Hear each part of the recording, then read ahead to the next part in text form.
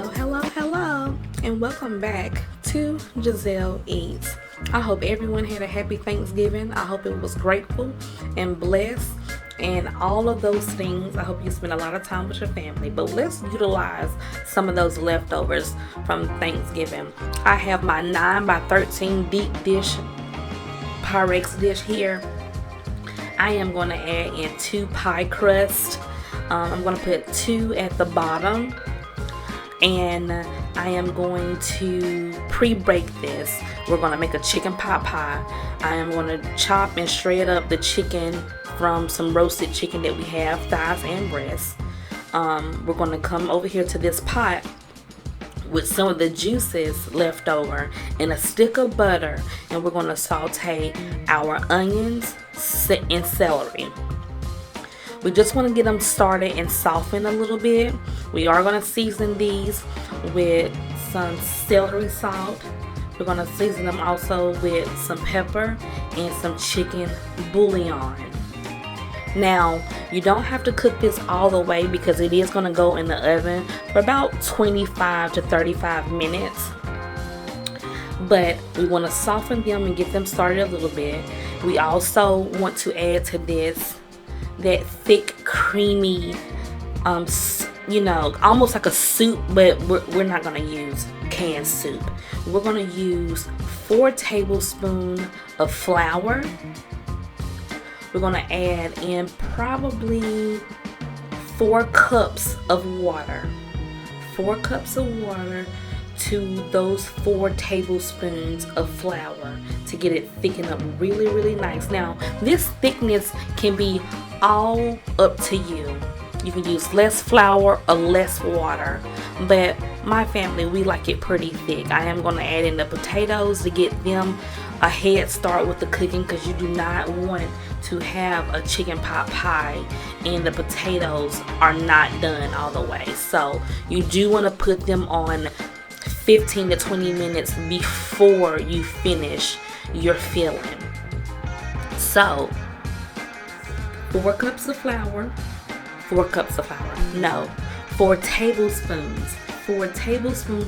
to 4 cups of water.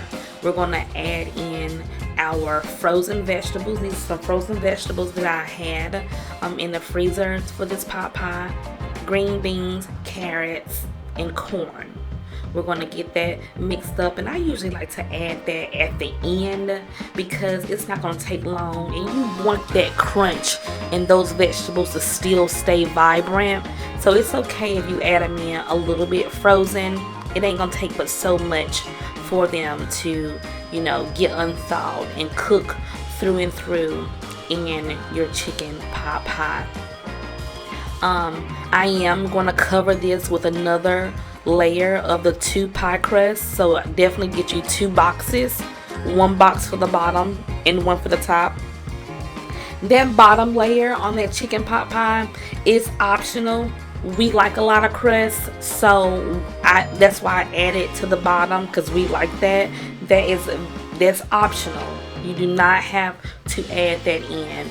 With the chicken already being done, we're going to add that in last as well before we start to put our chicken pot pie together. Okay, you also want to taste this for seasoning, because the potatoes and the flour is going to soak up a lot of your sodium. So you want to go back and recheck and make sure everything is copacetic. It's tasting good. It's flavorful. A lot of sodium was in that chicken juice that I added in, but taste it for seasoning. If everything is fine, fill up your deep dish, or you could use regular pie shells. You don't have to do it this way.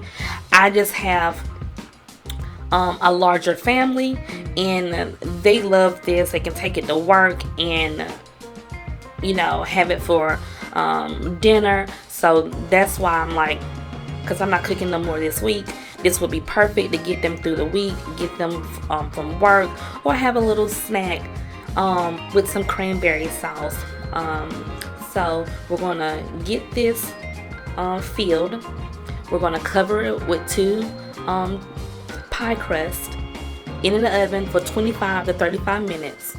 Before we put it in the oven, we do want to brush it with the egg wash so we can get that beautiful golden brown crusty top. Look at that. Just beautiful crusty top. Just pinch the sides ever so lightly to make sure you got it good and sealed off.